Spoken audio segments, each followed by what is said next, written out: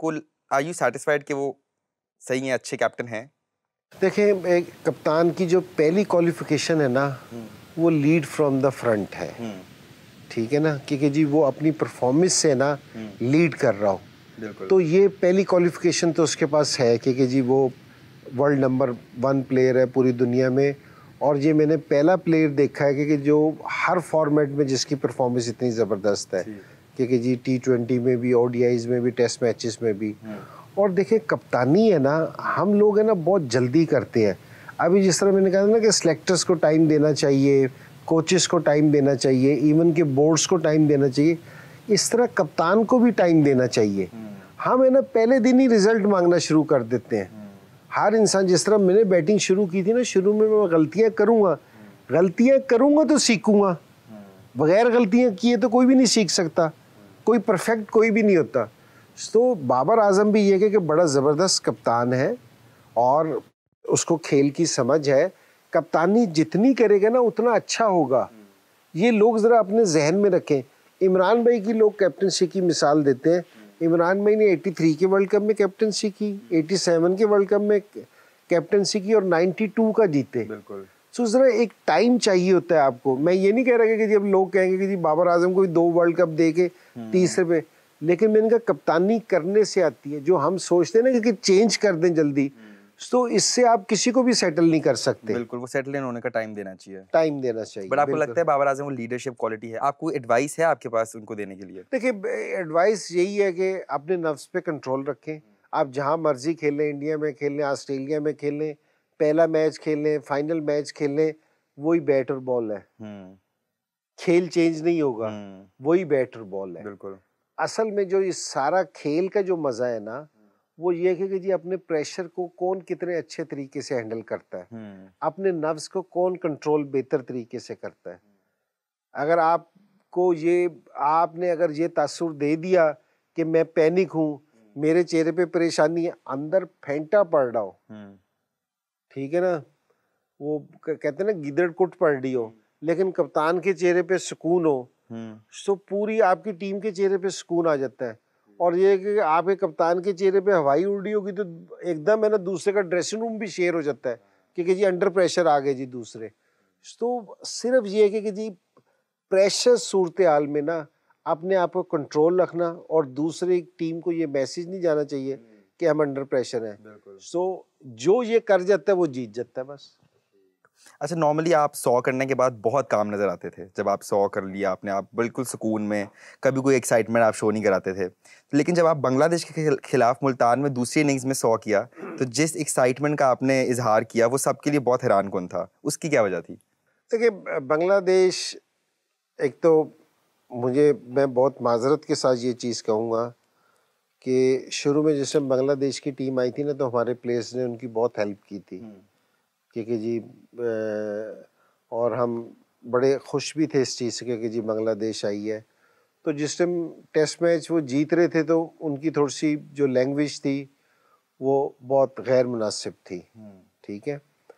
और दूसरी चीज़ ये कि अब वो मेरा होम ग्राउंड था और मैच की सूरत हाल ऐसी हो गई थी, मैं जिस टाइम बैटिंग कर रहा था ना, तो एक बॉल होती थी, एक बॉल और दूसरी बॉल के दरमियान जो गैप होता था ना, उसके बीच में ना लोग ला इलाहा इल्लल्लाह पढ़ रहे थे जोर जोर से। वो एक है ना आपके जिस्म पे ना एक असर अंदाज हो रही थी चीज़ के कि जी ये क्या हो रहा है, कि जी लोग जोर जोर से ना दुरूद शरीफ की आवाज़ आती थी या ला इलाहा इल्लल्लाह की आवाज़ आती थी। तो वो आपको है ना बहुत ज़बरदस्त किस्म की मोटिवेशन मिल रही थी कि आप है ना पंप अप हो रहे थे कि यार ये क्या हो रहा है। और वो बड़ी हेल्प थी मेरे लिए। अगर यूजली ये नहीं कि जी मैं उस टेस्ट मैच का हिस्सा था, लेकिन वो वाकई एक ऐसी इनिंग्स थी, अगर आप देखो ना तो यूजली आपको उस तरह की इनिंग्स देखने में नहीं मिलती कि उस तरह, तो उसमें एक इनिंग्स होने में ना उसका एक बहुत ज़्यादा रोल था। ठीक। तो वो जिस समय हम जीते ना, तो वो ज़रा मैं बहुत ज़्यादा पंप अप हुआ था कि जिसमें मैंने वो एक्शन किया, ना उससे पहले कभी किया ना उसके बाद कभी किया, लेकिन उस तरह का एटमॉस्फेयर भी कभी नहीं बना। जिस तरह आप इनिंग्स पूछ रहे थे ना, एक मेरी और आपके बाबा की भी इनिंग्स है। क्या भला? वो हमने खेली थी कराची में अगेंस्ट ऑस्ट्रेलिया। अच्छा। कि मेरी और मुश्ताक की लास्ट विकेट की पार्टनरशिप हुई थी 61 रन्स की, जो वर्ल्ड रिकॉर्ड था, जो अभी मेरे ख्याल में 2 साल पहले ना बेन स्टोक ने और किसी ने लास्ट विकेट पे ना कोई 70 रन्स किए थे, हमने 61 रन्स किए थे, उन्होंने 70। तो कोई मेरे ख्याल में 30 साल के बाद है ना, कोई 28 या 29 साल के बाद हमारा रिकॉर्ड टूटा है। तो वो इनिंग्स ऐसी थी कि अगेंस्ट ऑस्ट्रेलिया हमने रिकॉर्ड किया था। तो वहाँ भी सूरत ऐसी थी। तो ये जो उनसे मैचेस है ना, ये मेरा मतलब है कि जो हिस्ट्री के मैचेस है ना, उनमें से एक है इस तरह के मैचेस। सही, उसमें तो आप पम्प्ड अप हो गए थे, लोगों ने आपको एक एनर्जी दी थी। वैसे आप यूजुअली इतने काम क्यों रहते हैं? जो डिसीजन आप काम होके ले सकते हैं ना, वो आप है ना दूसरी तरीके से नहीं ले सकते कि अगर आप प्रेशर ले लें। अगर आपने 100 रन करने हैं, 200 रन भी करने हैं, अगर प्रेशर आप ले लेंगे तो फिर आप सही तरह प्लान नहीं कर सकेंगे। आप अपनी स्किल्स को ना उस तरह इस्तेमाल नहीं कर सकेंगे जिस तरह करना चाहिए। अच्छा, इन जनरल आपको अपना कोई की शॉट याद है कि आपने किसी बॉलर को सिक्सर मारा हो?